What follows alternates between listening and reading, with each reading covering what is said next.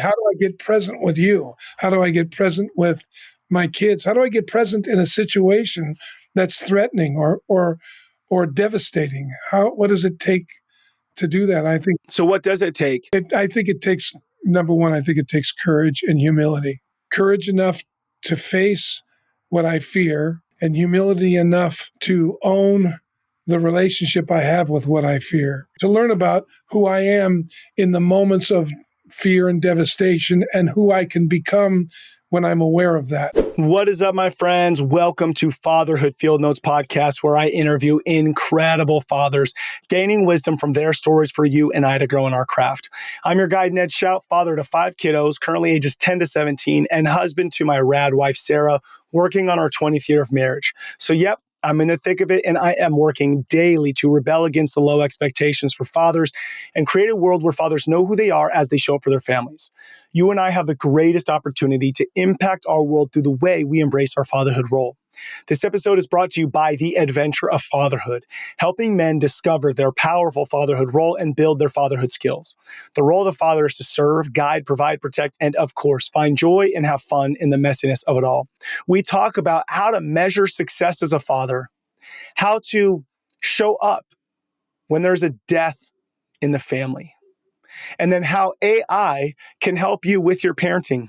Now, my friends, you'll see in the first 5 to 10 minutes that we get into it and we get into it deep. This is one I will go back and listen to and take more notes. I had to journal just to get it all out after listening to this. Moments like this, it's an opportunity for you to hear a sage speak into your life. Enjoy meeting my friend, Dan.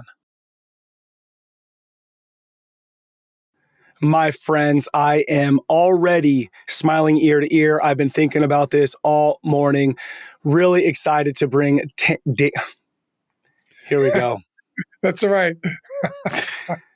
My friends, welcome to Fatherhood Field Notes. I'm already smiling ear to ear. I've been thinking about this all morning. Very excited to talk with Dan Tocchini. Dan, how are you today? Oh, I'm excellent. Now I'm here with you. Thank you for having me.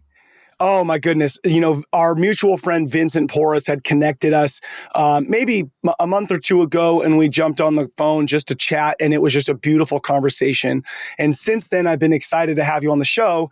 And then, like I said, right before we did the recording, you know, I sent out this Google form with some questions.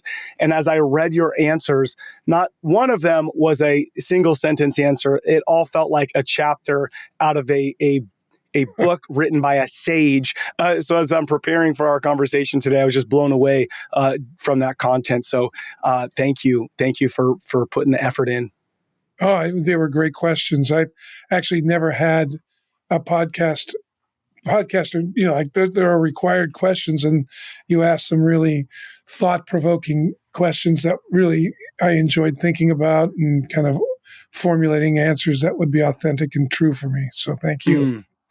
I love it. Authentic and true for me. It's so interesting because I feel like, you know, in the last couple of years, I've been doing so much work on myself, and it's becoming more aware, or I'm becoming more aware that before I speak or take action, is what I'm about to do or say authentic and true. And I think, I don't know, maybe you could speak to this, because in that transition of sometimes I think you just say things or do things. Sometimes I question myself, like, is this really authentic and true for Ned? So do you think there's kind of a transition when you're becoming more authentic and true that you like almost wrestle with whether you are being authentic and true? That's a great question. The philosopher Soren Kierkegaard answers it this way. He said, the most authentic a human being can be is to be authentic about their inauthenticity. Because if you think about it, it's all of our big quest, I think. It is that, who am I? And I can be so many things. I can be, you know, spiritual and grounded in my life, or at any moment I could come across and experience anxiety and fear and be scattered or worried about what you think about me, or worried about what others think about me. And then which one's the true Dan? And I would suggest that it all is, and that my ability to embrace those moments of inauthenticity and allow them to speak to me is the authentic way of being human, right? Because we're always wrestling with, scrambling around, trying to just express who we are and what's most important to us, and so easy to get caught up in an ideal and try to live up to an ideal rather than to explore and connect with what's really going on with me in a moment without rejecting myself as bad, wrong, or broken. So Yeah, so beautiful. And I want to share something with you. You and I connected. I know that, and we'll probably get into it, but you have events and you develop events to help people to do these things. And I'm 40 years old, and I went to an event that you had a role in developing how it was laid out. And just the other night, my 14-year-old daughter came home, and she's sitting in front of the Christmas tree. My wife and I are on the couch, and we're all watching a movie, but she came home from youth group. And I realized after about 10 minutes, the movie had been turned off. All the other kids left the room because the conversation that my 14-year-old daughter and my wife and I got into was so deep that everyone just like slowly left the room and the movie was shut off. But what was cool is she was wrestling with some things about like being her authentic self. And we're talking about it. And what I want to encourage dads to hear is, I'm doing work on myself. My wife is doing work on herself. I was able to go get my journal because she's asking like, what is identity? Like, what does that even mean? So I was able to go get my journal from the event and open it up and read to her, hey, I'm 40 and I'm wrestling with this right now. Like, right and so the way you feel is okay. And so what you said a moment ago is even the inauthentic, like when I can acknowledge the inauthentic part, that is also authentic. Yeah, right on. I think as a father, it's important that my daughter, my son, even my wife, they've watched me wrestle with my own demons and deal with what's going on around those, what triggers them and how do they use me and what happens if I own them. Like, one of the things I used to talk to my a lot about is who are you putting in charge of your life today? That's a big deal. It's like so easy to put the impulsive or compulsive or obsessive self in charge. And then, I can consciously take a hold of that. Doesn't have to get rid of it. I can own it, feel it, have it, and then let it inform me to be in being a more open, available, present, presence. Like how do I get present with you? How do I get present with my kids? How do I get present in a situation that's threatening or devastating? What does it take to do so that? what does it take? Well, you got a few hours. Yeah. I think it takes, number one, I think it takes courage and humility. Courage enough to face what I fear, and humility enough to own the relationship I have with what I fear. Like to learn about to learn about who I am in the moments of fear and devastation and who I can become when I'm aware of that. I was telling you, there's a quote that I've used for years. I got it from C.S. Lewis, and it really touched me, particularly in asking the question. I came through a pretty tough childhood. Tough for me. We all have our own journeys and our own challenges, but my mother was a schizophrenic, manic depressive, and I noticed that each of us each of the kids handled it differently and came out of it differently, and we all went through the same events together. Almost all of us, the four of us, went through the same events with my mother. And there was a quote by C.S. Lewis that really was quite, at first, intriguing and even offensive at first to me. And then it really opened up for me as I walked. I started reading. It's from The Great Divorce. I don't know if you've ever read that. Yeah, I have. The appropriate, name for it. And I was going through my parents got divorced officially when I was 18, but it really started when I was 12, when my mother first had her first episode. And this quote by Lewis in that book, it goes like this. It goes, I've got it here, I'll read it. Son, he said, you cannot in your present state understand eternity. That is what mortals misunderstand. They say of some temporal suffering, no future bliss can make up for this, not knowing that heaven, once attained, will work backwards and turn even the agony into a glory. And of some sinful pleasure, they say, let me have a bit of this, and I'll take the consequences, little dreaming how damnation will spread back and back into the past and contaminate the pleasure of the sin. Both processes begin even before death. The good man's past begins to change so that his forgiven sins and remembered sorrows take on the quality of heaven. And the bad man's past already conforms to his badness and is filled only with dreariness and despair. And that is why the blessed will say, we have never lived anywhere except in heaven. And the lost, we were always in hell. And both will speak truly. Wow. Yeah. And that I've thought a lot about that because I've been both men. And when you say you've been both men, as a man listens to this, do you think that's part of the authentic, you said humility and courage, is that I know that as a man, I have the power to be either of those men. Yes.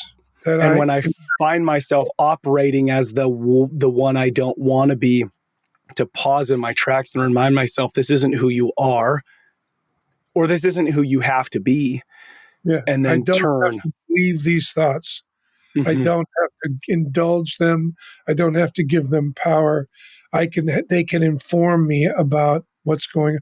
Like when I find myself I'm a dangerous guy. And when I find myself, when I want to hurt somebody, emotionally, psychologically, physically, it's because I'm afraid. It's because I'm hurt. So these thoughts then become, instead of an enemy, they become an ally, and they alert me to what previously I have been unaware of, and that had been unwittingly polluting my relationships with my children and my wife and the community I'm in. So there's usually a different format that I go through, but I want to ask you this question because this really hit me in reading what you wrote about the okay, so we have this power to be either dangerous or dangerously creative in a positive sense. All of us have this loneliness that you talked about. I'd love for you to speak to that because that feels like the first thing that we have to acknowledge and my question is, explain what the loneliness is, and then is it okay? Is it okay? Or what do I do with this belief that, okay, there's the loneliness, so go for it. Yeah, I think we're, like I said when I wrote down, that we're born with a secret. And the secret is, that we hide ourselves. And because we hide ourselves, we're lonely. We're unknown. We're not known like we are. We're afraid to be known the way we are. And because we feel we've already prejudged ourselves, which is a form of shame. We've condemned ourselves before God, before the one who's established us. And yet he doesn't see that. He sees us in our glory. And yet we can't receive it because I think in my experience, the humility is to accept that this glory I had nothing to do with. And all I can do with it is either let it shine or, like the old saying, put the light under a bushel, hide it. And this loneliness, I think the only reason we are lonely is because we've neglected or refused to bring the whole part, all of us out in a way that others can be with us, with the self that we are. And it's a crazy thing because it's almost impossible to share, but it's actually it is impossible to share. That's the paradox of it. But when I completely get lost or completely committed, if you will, the word lost is a misnomer. But when I'm committed completely to you, completely to whomever I'm with, then I disappear, and the self can be shared. It's because I'm not there. I'm so involved with committing. It's like a flow state. Yeah. A flow state is when you're so involved that your brain shuts down parts of the neocortex, where it shuts down that's where time is, your sense of time is. It shuts it down, and it shuts down the limit in the limbic system, certain parts of the limbic system, so your sense of individuality disappears. So you're not there, and neither is time. And we've all experienced this. We've all been so involved in something that time flies. 3-4 hours go by. Yeah. I haven't in the bathroom. I haven't eaten. I thought I was there for 20 minutes. I was there for 3 or 4 hours. That's the flow state. And I think that's really, and it's interesting because then the brain can work 500 times faster than it does if we're conscious of ourselves, right? And the self that we're conscious of is the self that we create and judge. The self others are aware of is the self that's they're being either blessed or cursed by.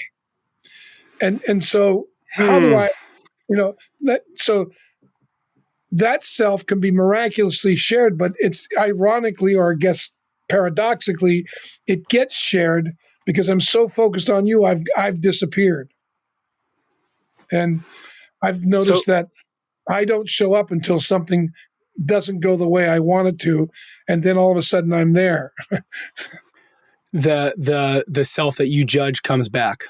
And I'm judging it, or I'm either blaming, shaming, or giving myself credit. Blame, shame, or credit.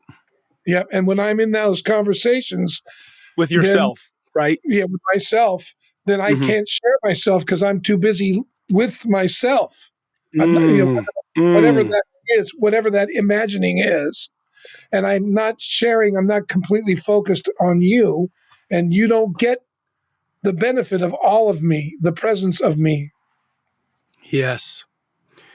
So, would you say then you have one state of either blaming yourself, shaming yourself, or giving yourself credit, patting her on the back, or you're in a state of I'm present with somebody and I'm either blessing them or cursing them. That's something you said, blessed or cursed. So like in every interaction I have with my wife and my kids, is that moment, are some moments just moments, or is that moment, and I would maybe use or I have used the words like, as a father, right? A father is a creator, right? Like I get to create.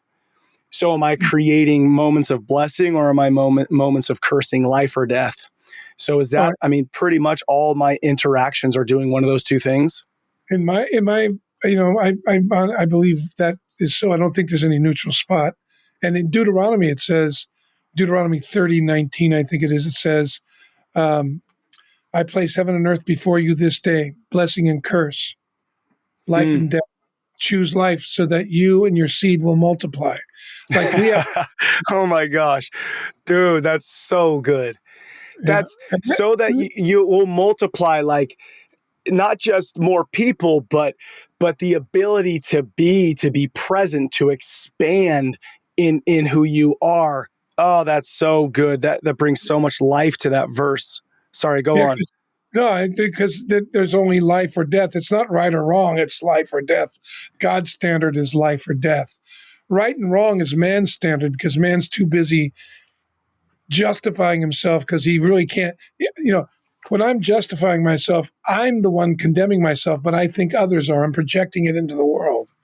And even if they are condemning me, it doesn't matter. What matters is if I condemn me, if I take on the condemnation. And I take on the condemnation because I have an expectation that I ought not fail, or that I ought not need the one who established me.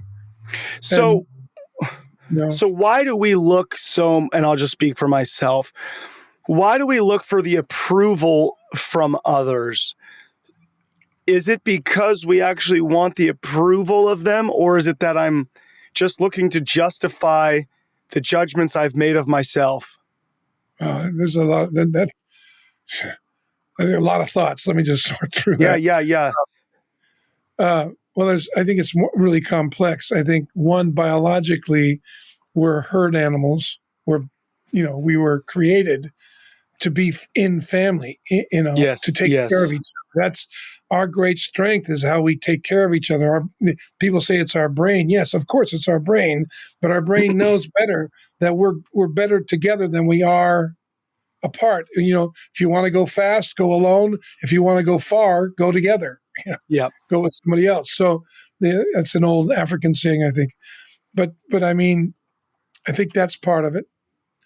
I think the other part is we long for the approval of the one who established us. That's like our Mm, father. yeah. We want every man wants to hear his father say, "Well done, son. Good for you. I'm proud of you." We all want to. I think that's something we long for. And then on top of it, I think we settle for a lot of counterfeits, and counterfeits meaning I need someone else to tell me something outside of me to validate me because I really haven't. I'm too good to die. Hmm. Uh, Too good to die to myself. yeah, too good to die. Just like if I can die, then the one who established me can resurrect me. So, but if I'm busy taking care of myself, defending and proving, and Mm, doing all yeah. that, then I can, like if I can go out and provide. But if I'm providing to prove that I'm a good father, that's a very different provision than if I'm providing because I love you, Yeah. because you Yeah. mean something to me. Because you, I'm going to allow you to dominate me in the sense that if you hurt, I hurt. And if I Yep. get too, but if I'm so concerned about how I look as a father, I only get pissed off at you, angry at you, if you don't live up to what I need you to live up to so I can feel good about me. Yeah. Yes. Right. So let, I'm pointing the finger at me. I'm not pointing at anybody else. no, of This is course. confession, obviously. So when you're the father that is 40 years old and going to a retreat, wrestling with identity, and your daughter at 14 comes to you wrestling with identity, how do you, when coming back to we all long for the approval of our fathers, how as fathers, right now there's dads listening, how as these dads who are probably listening to this because they're wrestling with their own existence, how do we give that to our children when we're wrestling with it ourselves? Yeah. Well, that's a great question. Actually, there's a problem with the question, if you don't mind. Yes, Uh, please. the problem is that it's a how question, Mm, and the answer is a who, not a how. mm. Right? If you we get the answers our questions beg or prompt or pull from life, and so I've found, and I tell you a story about this because it has to do with my daughter. But I have two kids, and my daughter's 37 and my son is 40, and they have kids of their own. My daughter has two daughters. My son has a son, a daughter, and a baby boy who died in January, and then we've got a child coming any day now. Yeah. His wife is Yes. having a child, so we're waiting. I mean, it could happen. It was due date was yesterday, so Mm. we're excited about that. But anyway, well, I lost myself. Mm. The No, it's question. beautiful. Okay, go. Yeah. So the how question makes us think about how can I do this to make it turn out? But really, it's who am I going to be for you? Mm. So Mm. normally I ask, and I'm not saying this is universal. I just noticed for me, normally I'm asking a how question because I think that fatherhood is a matter of performance rather than a matter of being with Oh my the gosh. world and my son, daughter, and family, right? And how I am with them is more instructive than what I do with them. So, Gosh. I have my daughter's 37. When she was 13 and a half, we lived in Michigan, and we had moved a number of times because I was an itinerant minister, and I had a ministry, and then I had a business that was related to the ministry. We used the same stuff we do in the training room for the ministry for reconciliation and spiritual transformation and development. I use in the corporate world for leadership development. Same frameworks. Just there, I got them, basically derived them from scripture and experience. But I would do that, and I was gone a lot, and I would take the kids with me, and we moved to Michigan, and we had been in Hawaii, and before that we were in Santa Rosa. We planted a church in Hawaii with some people, and then we moved to Michigan to work there, and my daughter was getting involved in a lot of street activity, and my wife. I had an agreement with my wife that if she ever needed me to remain at home, I would come off the road to support the family. And Mm-hmm. and surprisingly, in the first 10 years of our ministry, that never happened. Then one day she said, "You got to come home. Danny's taking over the house. I don't know what to do with him. Elizabeth is getting hard to handle." So I came home, and I started. I got a job as a salesperson working with a pharmaceutical company, basically selling pharmaceuticals to doctors and so on, that kind of thing. And I'd come home every night, and my son and my daughter are good friends, and she's good friends with his friends, and it was my son's best friend's father's 50th birthday, and we got to know them well, and invited him over, and we celebrated his 50th birthday. And after dinner, we were having dessert. My wife and my son went off with his girlfriend to do some homework and hang out with her at the coffee shop, and my daughter stayed home with my son's friend, and they were going to go hang out and upstairs. And my wife gets this premonition that this boy Derek is forcing himself on my daughter, and so she goes upstairs and catches him on top of my daughter. Now you could imagine how awkward that is. Yes. 50th birthday. She's coming down the stairs. She got a boy 6 foot tall, and my wife's 5'2", and she's yanking him down the stairs by the ear, and she's livid. And I awkwardly usher people out, call my wife down, go up, talk to my daughter. And I say, "Well, what's up? Are you all right? What's going on? You want to talk about this?" And she basically flipped me off and didn't want to talk. And I just said to her, "Well, honey, until we talk about this, I'm going to have to be with you no matter what. I'm going to pick you up at school, and there'll be no socializing till I can understand what's going on, and I can stand with you. I can't just bestow trust. That would be naive and irresponsible." So she basically told me to pound it. And so, first day, I pick her up and I go in to say, what do you got for homework? And she looks at me and she says, "Oh, so this is your effort at being a good father now?" And, she's nailing me. She's right. I was in there for me, not her. That's what I mean by being, right? And so I acknowledged that. I said, okay, true. But just because I'm being selfish isn't going to mean I'm going to stop, because there's part of me that's selfish, and there's a larger part of me that cares for you. So I'd rather be found out selfish to get to you than just to be, to get pissed off at you and run out. So I'm not going anywhere. So, and I'm going to learn to work with you. So we worked together and a little bit. She didn't like me. She didn't want to didn't talk. This goes on like cold as ice for a month and a half. And I'm so despairing after a month and a half that I called my friend in California who raised 5 kids, and I loved his family. I asked him, "What do I do?" And he jokingly had done my training. So he said, "I'm not your cult leader," which is a line I use in the training. I don't know. In other words, I'm asking him how, and he's telling me, "No, it's not a how. It's who you are. And you're obviously concerned about her. So let her know who she is for you. How about showing up for that? Like, don't bite her head off." And I hadn't, but he made a lot of sense because I was getting ready to. Yeah. It was building up. Yeah. And so another month and a half goes by. And finally, I'm so desperate. This is 3 months. I'm driving her to a dance class in Ann Arbor, and we live about 15 miles away. About halfway there, it's snowing, and this big expedition. She's 4'5", 4'7", tiny little thing, probably 90 pounds and barely fit in a seatbelt. She'd fly right out of there. And I pull over because she's cold as ice, looking out the window. She's not talking to me. So I just pull over and I start weeping. I told her, I said, look, honey, I know I'm not a good dad. I see your face. I see what's going on. I know it's not working. I'm failing you. But I want to tell you something. No matter what happens, I'm never going to leave you. I'm going to follow you. I'll leave my job. I'm going to pursue you. You cannot shake me. I love you more than myself. And I will never give up. And I just started weeping.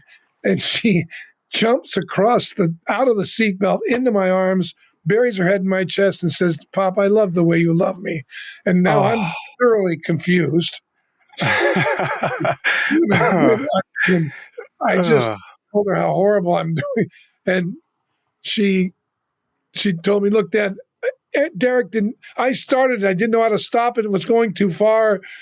And I don't want you to be mad at Derek. I did. I was as much a part of it as him. And it's not Danny and Derek, it's me. I just didn't know how to stop. And I don't want you to send me away. I go, what do you mean send you away? And she said, I heard you tell Danny if he didn't stop doing something, you'd send him away. I go, yeah, I'd send him away in a minute. I'm not sending you away. You're staying right here. We laughed. And we stayed. We didn't make dance class, but then I got home and she gave me all of her diaries because she keeps diaries, and she wanted me to read them so I could read the confessions. Whoa. And you really don't want to read your daughter's diaries. Yeah. So I read through them, and after that, so here's the thing. I don't have rules in my house like, I have to approve the one you date up, right? Was not never that way for me. I figured, well, if you're going to, you're going to choose, I'm going to stand with you. But remember, I'm going to stand for you to, walk through it, not just, we're not going to gesture here. If you want my support, So she brought, from that moment on, anything that she was wrestling with, she came to me with. And then she would bring her boyfriends home. She had 3 boyfriends after that. And she married the 3rd some years later, obviously.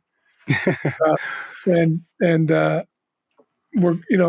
was nothing I planned, but she made sure to sit down and have those boys sit down with me and get to know me. And she enrolled them in the training we do. And now she's very deeply involved in our work together, but we live next door to each other. She's really made it, she made sure that her daughters were next to us, and she wanted us in her life deeply. They invited us on their honeymoon and their wedding, and my son-in-law's parents, we went on their honeymoon with them. And they wanted us to. We were like, they said, no, this would mean a lot to us. So we spent 2 weeks in Hawaii, and we'd meet, and whenever they wanted, and they wanted to hang out with us. And to me, that's the greatest sign of success, is that your kids, they want you in their lives deeply. My son's the same way. He wants us deeply involved in his life with his kids. And to me, that's everything. But that's all a way of being. I realized that the shift was when I just broke down and shared with her my own struggle and the demons I was struggling with. And that vulnerability. It opened up a ton for her, and for me too. I mean, she got real vulnerable. She told me the truth about what she'd been going through and what she'd been doing. Dan, when you first said it's not a how, it's a who, that's how you led into this. Immediately, my eyes filled with water. There's this punch to my soul that this isn't about performance. And, I'm in sales too, built my business, blah, blah, blah. So much of what we do to gain success by the world's standard of measuring is based on performance. Can I make more calls than you? Can I make more sales than you? Whatever. Yeah. Or can I make more calls today than I did yesterday? Whatever. Even if I'm competing against myself, immediately my soul was just pierced with this. It's not a how, it's a who, which is such a freedom. It's a freedom to be who Ned is today, right? Like, I do want to grow and evolve, right? But can I be Ned today? because the Ned today is who my kids need today based on your story, not the Ned in 10 years, right? Yeah. They need to see the Ned today. And really, I mean, the beauty of it is that in 10 years, as I've grown, the work I do on myself, it's going to impact my kids as well, whether they're 13 in my home or 20 in my home. So Yeah. tons of freedom there. Yeah. And, Ned can be new at any moment. That's the beauty of God, is that he makes us new. And the only way I can be new is to face the old, to face what I am, like what what I'm pretending to be. Yeah. And that's the doorway to new, So it's both happening at the same time. Yeah. It's Pascal is a great philosopher to read around this. He talked about, man is both saint and devil, right? And we're constantly struggling with that. It's the old Indian saying, you got two wolves fighting inside you. Which one will win? Well, the one you feed the most, right? So it's not like you're going to get rid of all the negative thoughts or evil thoughts or angry thoughts or whatever. It's whether or not you're going to embrace them.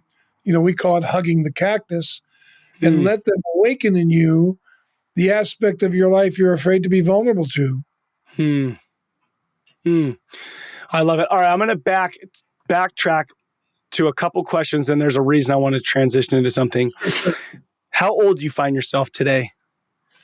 35. 35. That's how old you find yourself mentally, physically, spiritually. Yeah. I think you're like 1,000 mentally, like the sage in you. Okay.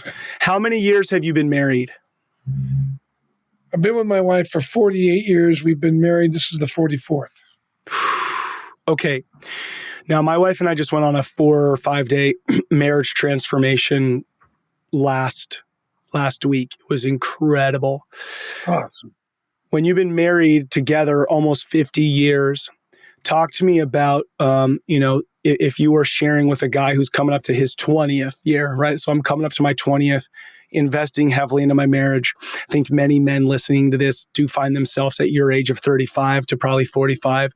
And so they're in that realm of like 10 to 20 years of marriage. What is the thing that you would share with them? Because I truly believe one of the greatest gifts I can give my kids is the depth of the relationship I have with my spouse. Yeah. So the question is, what would you share with me about marriage? Okay. A story or whatever comes to your mind as something you'd want to share about marriage. Yeah. To me, marriage is a crucible, which means it's a perpetual refinement of one's character. And I don't think to be married is to grow up, is to become the marriage calls out of me, my wife, the circumstances we faced calls aspects into being that would have never been without her, and without the circumstances, the children, the tragedies, the victories. They are beckoning an aspect of my life that I don't know yet. And to be open to that has had transformed my marriage from a rut into a great adventure. That's what I tell my wife. Yes. This is a great adventure we're on. And it's never going, if it gets old, no good. And we have a principle that we call the Isaac principle. And the Isaac principle is whatever you cherish, God's going to call it to the altar. If you really want it, then you've got to give it up. You got to be ready to lose it to have it. So in our marriage, we have discussions, particularly and rigorously, around the things we most fear could disrupt or destroy the marriage. So facing that together has always rekindled the passion between us. And we have multiple devices, strategies, things we've learned, and awareness of our own mechanics that can help us see and receive the bids for peace between us. If that makes sense. Yeah. because you do something stupid, hurts the other, or insensitive, mostly me, insensitive, arrogant, some stupid, thing I do or say, and I see I've hurt her. They strike out at me for it. Or she may offer a bid for peace. If she strikes out, I can offer a bid for peace. Mm-hmm. And then if she uses that bid to strike out again, I can still offer a bid for peace. Yeah. Now, over the years, that when we were younger, that she or I might have to make multiple bids for peace, or we get hooked up and fight for days, right? Right. Whereas now we can work through something really quickly. Like we can be in an argument in the car and be hugging by the time we get out of it. Yeah. And mainly because we stop and think about our part of it, right? Like we have a rule. Yeah. That if we get in an argument, we start saying hurtful things, we'll break for 20 minutes because that's how long it takes the male amygdala to calm down. And then we'll get back together. And the rule to get back together is each of us opens the conversation, whether I open it, she opens it, but each of us is responsible for first stating our contribution for how the thing got messy, owning it, and then redeclaring who we're going to be and what we're committed to with each other from there on. And then you can step into now, okay, because if you're, to go back to the beginning, you said it's a crucible. To be married is to grow up, which I want to touch on. But if I say, hey, Dan, my contribution was that I was triggered, and so I said whatever, and I want to be committed to this relationship, but you, right? Then I go into, that's an immature way to then bring up their thing. So when you do that, so wait 20 minutes, I say what my contribution was. Do we wait for them to say their contribution? Because sometimes I feel like I'd be sitting there waiting for what I want them to say. And that's obviously immature. That's a great question, Ned. I mean, that's a great question. I think you got to be authentic about where you are. Yeah. And if you don't feel like you were responsible, you got to be honest about that. Like, I didn't have a contribution. And if, what I meant by grow up is knowing the other person's very similar to me. I mean, they're human. Yeah. My job, the only one I can control is me. Right. So I'll give you an example. There was a point in my relationship with my wife, we were together 34 years or 35 years. And she decided, 37 years. And she thought maybe this relationship was codependent. And she thought maybe she needed some, should consider, and she wanted to know, like she was thinking, maybe I don't want to be with Dan. Maybe I'm just with Dan, shame or guilt, because he's the first guy I had sex with. Now she went out and dated other men later on. We split up a couple of times and got back together. But she was wondering how much of her relationship to me was out of shame or guilt.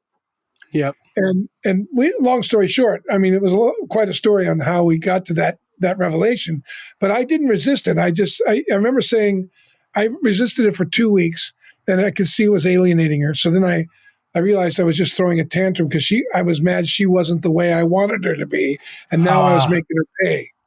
Yep. So I decided, do what's more important, making her pay or having her present with me and having her feel, the respect. If I want respect from her, how can I respect her? Yeah. So I just told her I'm off it. I'm releasing you from all promises. I just need to know, are you going to be faithful? Or, even if you're going to go date another guy, let me know. So at least I want the truth. And she said, no, I don't want to date anybody. I need some time to work through this. What's going on for me? And I said, I'm there for you, whatever you need, but I'm going to go live with my son because it's hard for me to live in the same house with you. And I'll just, it won't work for me.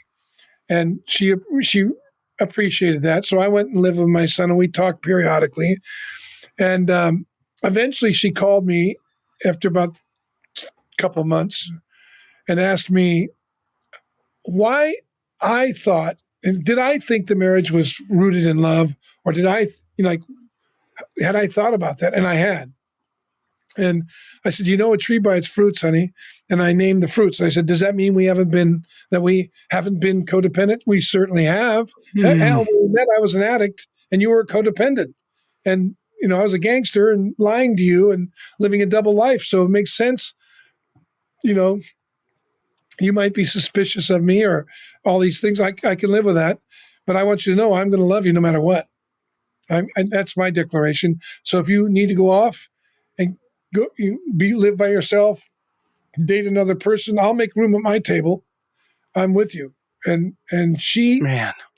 came back after a year, after about a couple of months, and after we answered that, and she said it was like about a week later, and I said, "What are you doing?" She said, "I'm clear." And she had done some work. Was therapy around trauma. She had been Yeah. abused as a child and was having memories, and that was Yeah. part of what was confusing her. But she came back and she said to me, "If you wouldn't have been so loving, if you would have made this about me, if you would have attacked me, if you would have tried to work me over because I was your wife and, didn't I know that my job is to be faithful to you? And if you'd have done all that, it wouldn't have worked. I would have made you wrong. And I probably would Yeah. have never gotten to the revelation of this abuse, at least not right away. But your space, your willingness to contain where I was without Yeah. making me pay, opened up a really safe place for God to work with me." And she goes, I love you. And then we had a series of some of the best conversations we have ever had. Wow. And we've been tight as the last 15 years. It's been 14 years. That was about 14 years ago, something like that. And Wow. it's been deep. And we had multiple breakthroughs along the way like that, but that was a major one. And I think that's a big deal. If you love the other person, well, like I told her, I'm going to love you, whether you're with another guy or not, whether you leave me or not. And it's interesting because my kids contacted her. My kids were in touch with her. They were deeply involved at this time. They always are.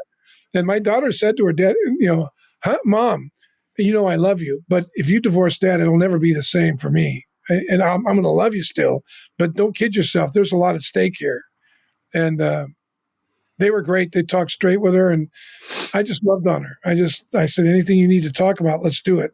I don't know. I guess part of me, if you can't stand alone, you can't ever really be with anybody. Hmm.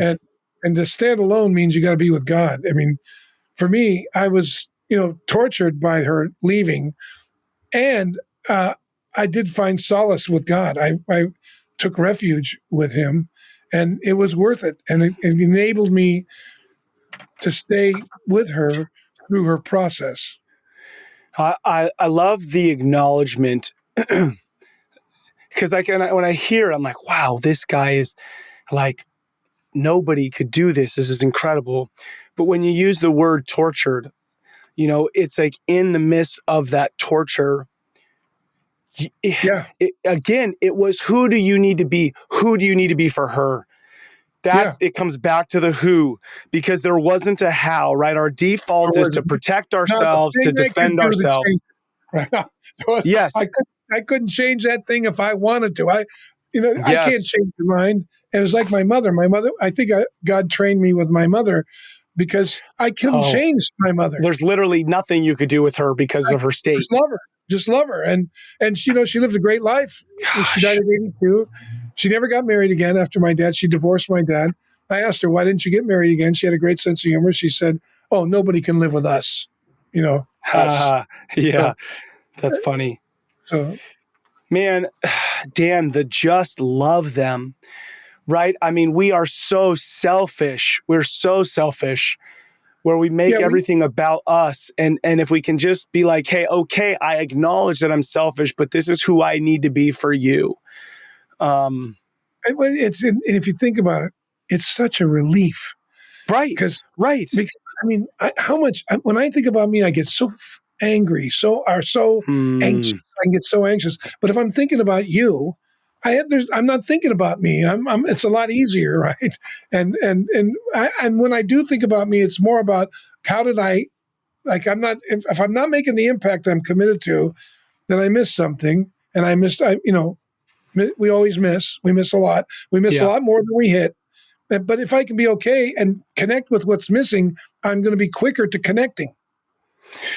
So answer me these two questions before we start to come to a wrap up on this. Okay, so if I'm not thinking of myself, one, how do we not fall into being passive? Okay, so that would be item number one, right? Because I don't want guys to hear this and become passive. And then I also want to work on myself as a human, right? My mental, spiritual, physical. So it doesn't mean that I'm not taking care, right? Taking care of me. So talk to me about those two aspects. All right. So the first one was Passive. how do I not become passive or basically apathetic and resigned? Yes. You mean? Okay. So what I haven't communicated is I was clear with my wife that I could do this for a period of time. But after a period of time, I'm going to make my own decision, mourn the loss, and move on with my life. Love her from a distance.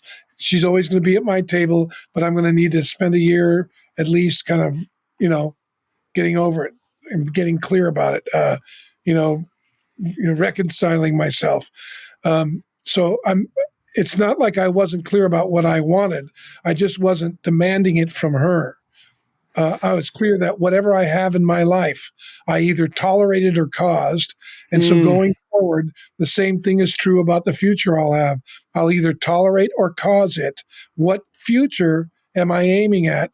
And how can I prepare for that future now? So my openness to her, my open-handedness to her wasn't about getting her back or not. It was about whatever occurred, I wanted to have the best relationship I could have with her. And but that didn't mean I gave up what I wanted. I just didn't blame her for what it was I wasn't getting. Got you. Yep. Right. That's a big deal because it is. My sense is, I'm a man. I know I have a lot of men that are friends of mine, and we have a habit of going to extremes to justify our own bitterness. And, and the point is there's nuances, man, nuances. Life is a nuance. And if I can't look into the complexity of life and find the nuances that are going to produce the future I'm committed to, then I'm usually just a spoiled brat expecting the world to give me what I think I deserve or I'm entitled to. And I've never experienced, God is a good God. And that if I really want to say, have heaven now, then I need to embrace what I have and connect with it because the future is connected to what I have, whether I like what I have or not. Possibilities always grounded in necessity.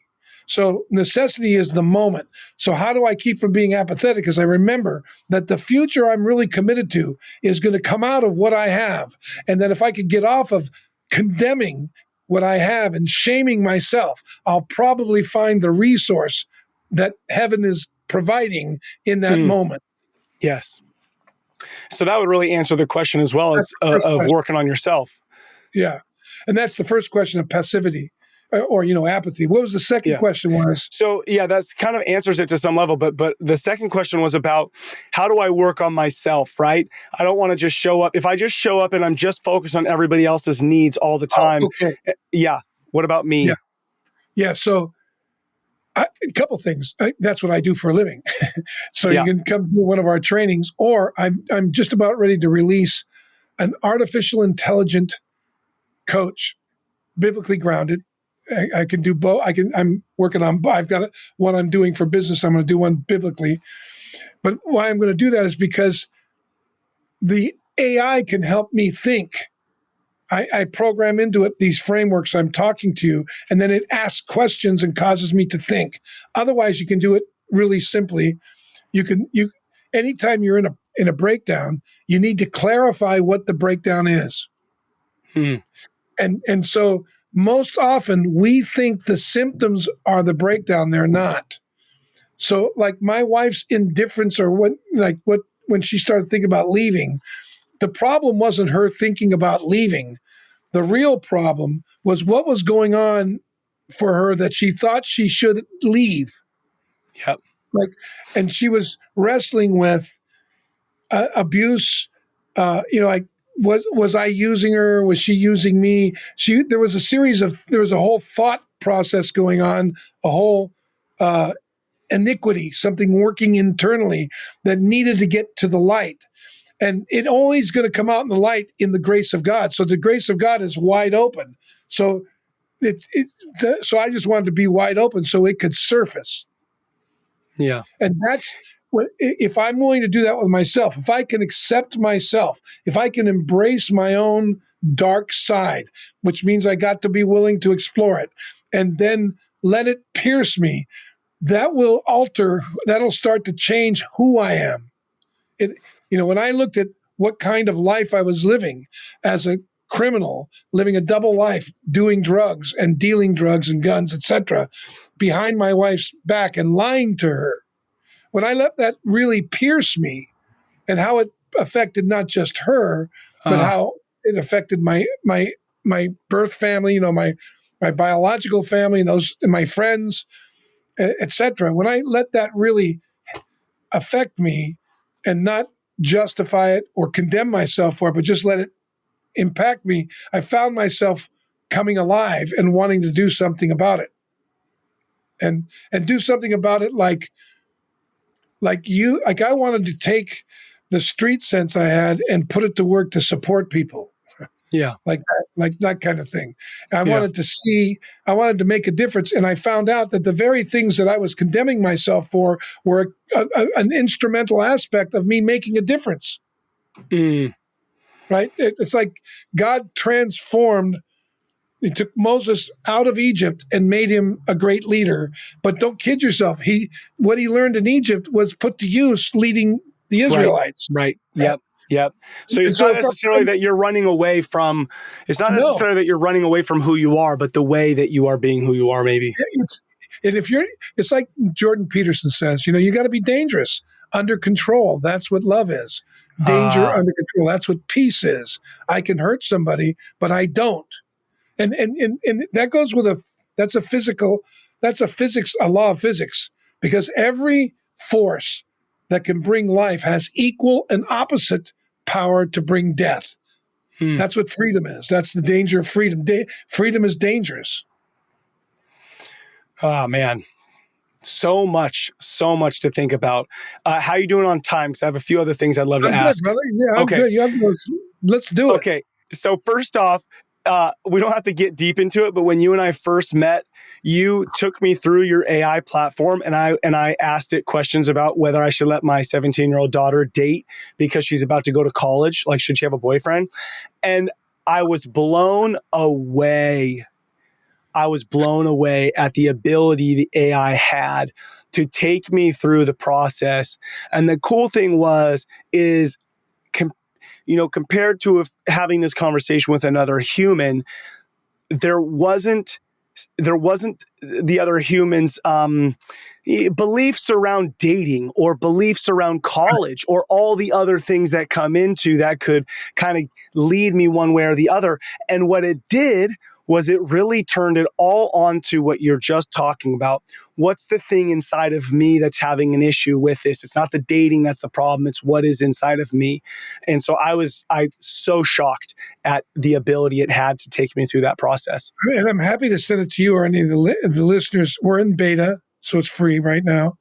And if somebody contacts me, I'm happy to send it to them. They can play with it. But the thing I want people to realize is, in the AI, I built in two things. It's first thing it's going to do, it's going to ask you what your issue, challenge, problem is. It's a problem solving. But it's also designed to vet your thinking, because 90, and there's some great research done by Harvard and some other business schools, but they in business, and I believe this is true in life, 90% of breakdowns are cognitive. It's the way I'm thinking about it. So one of the things it does is it'll clarify whatever you say the issue is. And then it's going to ask you, do you want to go deeper into the inquiry, or do you want to go right to a plan of action? Most people want to go right to the plan of action. I say, stop, don't do that. Test your thinking, because if you don't shift your thinking, you're probably going to end up just doing like same shit, different day. You're just going to rearrange the furniture in the Titanic. So, that's one of the things I built into it. I'm working on honing that now, so the user can get the value of taking the time to test their thinking before they go into the plan of action. And I think that's Man, true in life. I think that's in life, we spend so much, we're so quick to go to fix it rather than right. really connect with what is the true problem. Right. Yeah, because we want to move on with our day versus allowing that moment or experience to actually deepen who we are. Yeah, that's right. And, Well, that's good. yeah. Yeah, right on. Right on. Deepen our character. Right Yeah, on. exactly. Exactly. I just want to stop the fight with my wife. But like you said, same shit, different day. That fight's going to happen in a week from now because I didn't take this fight, this moment to dig into really what's going on here. Like, hey, this isn't about, I know my wife and I keep bringing it up, the turkey. We got in a fight about the turkey. It was just childish and hilarious. But it wasn't about the turkey, right? It was about me not wanting to feel stupid or whatever. Okay. Right on, man. Right on. That's it. That's that. You just nailed it in a nutshell. That's it right there. That's the who. Yeah. The who. Yes, the who. You're willing to look. You're willing to be the guy who goes, okay, I'll look. I'll just take a look. I'm working on that. Yeah, I'm in that process of wanting to take a look, but I do want to go back because I think you'll dig this. At the end of the marriage transformation week we were at, we had to each get up. There's 12 couples. Each person gets up and says, what was, what are you leaving with, whatever.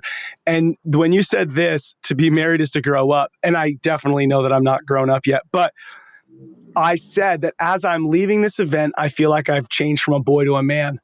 Like this event has helped me and also helped me see my wife as not the girl I married when we were, 21, but as a woman. And I just felt such an incredible freedom, I should say. I don't even want to use the word level up, but freedom in that. Dan, I want to ask you one last question because you are a grandfather and a father to adult children. So I'd love if we ended, I'm going to ask the final question, but if you ended with a story about how you were able to show up for your son in the passing of a grandchild. And I think that there's a beauty in understanding that us fathers, this doesn't end when your kid leaves for college. It goes well beyond it. And so I think that this story might help us understand that it's not about just how we show up while our kids are in middle and high school. It's going to go beyond that. Well, first off, my son and I are really close. We've always been close. I love that. When he's a young boy in Cub Scouts, we won the Pinewood Derby contest every year, 3 years straight. Nice. And we really got into design, and I've just really been close to him all his life. He's a very gifted young man. He's got a photographic memory and 4 degrees from Berkeley, all in science. Wow. He's one of the top minds in artificial intelligence, and I consider that a godsend because he's a good guy. He's looking at how to battle the bad guys, the evil in the world. And then he has 2 older children, and then he had Eon, who was 2.5 from his second marriage. And he's very close to his first wife and their family. They're all very good friends. We worked that thing, we worked through that. That's a whole other story. And he invited me in to help him reconcile all of that. And it was a brutal process, but it was good. But the big thing is, when Eon died, I was the first person he called. And it was a, freak accident. Had a big storm and 4 redwoods broke off. I'm talking 60-foot sections and fell on his house. And one of them killed his son, almost killed him. He was 2 feet away from dying. Wow. Blew him out of the house. And then he had to couldn't get the log off the boy, and tried the truck, couldn't do it. Went and got a neighbor. They sawed 2 sides, rolled it off, and then he picked his son up, and his body was in complete perfect shape because he was on a couch, and it killed him instantly. But his body there was no blood, and he carried his son to the paramedic, and then he called me, and we wept together. It was interesting, but one of the things he asked me, he goes, what do I do? What, we were talking about, what do we do? And I said, we look into the tragedy until something bigger comes out of us. That's the God we have. Our God will turn this, but we have to face the desert, son.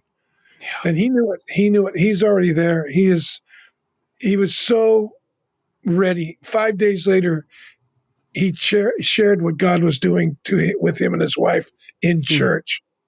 5 days afterwards, I couldn't believe it. And it was beautiful, and it was humble, and it was loving. But again, his mind was on his wife and others, and he knew the community was shook, and he shared with them his loss, and he does that well. We spent 2 months together. My wife, myself, my daughter, her husband, their 2 kids, my son, Isha, his current wife, Roya, his first wife, her fiance, Andrew, and the kids. We all stayed together for 2 months and just talked about what came up and allowed ourselves to weep when we wept and laugh and tell stories and look into the tragedy. So now when we're together, if we're moved to cry or moved to tell a story, we do. Nobody got maudlin about it. Nobody made it about them. Everybody just was there for each other, and we wept and laughed and cried and celebrated the Eon's life. And I think that was part of what helped them, recover themselves in a way that they wanted to have another kid so quickly. We were blown away. So wow. But we there's no conversation too difficult. I think that's the number one thing. How powerful if fathers operated in that sense, right? Because how many kids are like, I can't tell my dad this because how he'll react. It'll hurt him too bad or whatever. Yeah, as a father, there have been a number of times as a father and a grandfather where I realized this is a seminal moment. Who I am in this moment is going to determine the legacy of our family. When my wife's mother was dying of cancer and living with us, I knew that how I was going to be with her and the kids was going to determine the future. And it was important that I made myself there available, especially in the moments I didn't want to be there. Yeah. Because I just wanted to run. So. Dan, I have greatly appreciated this time together. I hope for many more conversations with you. Thank you. I'm going to go back and listen to this conversation. I've got notes all over my desk right now. And this last question I'll leave with you is, it's about legacy. Imagine on your deathbed, you are looking into the faces of those, this family that you've dedicated so much of your life to and lived for. What is it that you want to see in their faces? What is it that you can freely let go because you gave it your all in this life? What is it that you hope to see? Well, I'm seeing it, and that's my children and their children know what it means to stand. Because the only thing that orders chaos and releases beauty is a stand. And a stand calls for a human presence. And if I'm not willing to bring myself into the reality that I'm in, then there's no difference I can make. And I see my children, they're willing to stand.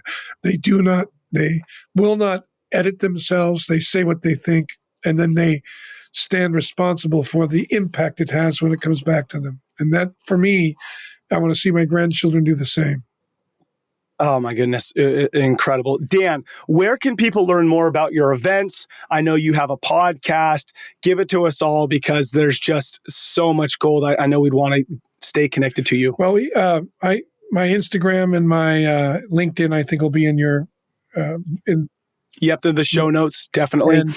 And then for the AI, I would love for people to go download that too. So send me a link for that AI chat coaching. So on the AI, it's a little different. There's no app. There's no username or password. You just get there's a number, and then they'll download. You just copy the number, put it in a contact called Maven, Meyvn, and then just text it. Now you can if you have an iPhone, Oh, you can cool. use audio text and it'll audio text back. If you're using any other phone, you got to use text. You can, of course, you can voice to Right. that, but we'll have voice on that later. And then we have the Naked Leadership podcast, both on Spotify and Apple. We just finished our 250th episode. Yes, and love so it. check it out. It's in the top 2% of business downloads on Apple, so we're really proud of it. Awesome. And then your events, please tell us a little bit about those. So again, I sent 2 links. One is TNG, which is Take Ground, takenewground.com. That's our corporate site. And if you want to do the Revenant, it's called wearerevenant.com. wearerevenant.com, and you can see all the trainings. We got 3 come in there already for this next coming year. One in February, I think one in March, and one in June or July. And then we'll probably put another one in Italy. And so those will be available. And those are on that site. Love it. All right, people, to be more connected to this type of work, go check out all the links in the show notes. Would love for you to get connected to Dan and the work he's doing. And Ned, I'm going to text you Maven's contact card, and you can just put it on there. Thank you for the man you are becoming, and your willingness to share it with each one of us. I look forward to connecting with you again. Ned, this was nothing but a privilege, man. Bless you. Hey, was I right or was I right? What an incredible conversation. I just almost hung on every word that Dan said. I mean, to hear a man who has had the experience of having kids in a marriage twice as long as me, to be able to gain wisdom and knowledge from him. There are so many nuggets, so many things that I'm taking away. And really, the biggest thing, the sense of freedom that pierced to my soul was, it's not how you do it. In most of these situations that we're bring up, I could lean into performance, but it's who do I need to be? Who do I need to be for my wife? Who do I need to be for my kids? And having the power and strength as a man in this moment, am I bringing blessing or cursing in this circumstance, in this situation, in this connection? Beautiful. Men, we must know who we are. The world would look and feel different if men showed up in their identity to love, serve, guide, provide, protect. Now, this is why I launched the Adventure of Fatherhood. Check it out, adventureoffatherhood.com. I have 3 online courses. If you want to take your fatherhood to a deeper level, if you're a new dad and you want to understand what your role is, I've got the Introduction of Fatherhood. If you got a 5-year-old, 10-year-old, 15-year-old, and you're just feel like you're struggling or want to better understand who you are, take the Discover Fatherhood. These are 30 days. You can just handle it all on your own. Would love for you to go through that. And once you go through that, then I've got my 90-day intentional group where I roll with several dudes for about 90 days and help you unpack what the role of the father is. If you're enjoying the podcast, please write a review. Please just take 30 seconds. It helps spread the word that fatherhood matters. Thank you to all you dads out there listening to Fatherhood Field Notes podcast. What you do matters. Don't be like everybody else. Be yourself. That is who your kids, spouse, and community needs. This is your guide, Ned. Shout together. Let's rebel against the view that fatherhood has little impact and create lives engaged in mastering the craft of fatherhood. I look forward to hanging out with you next time.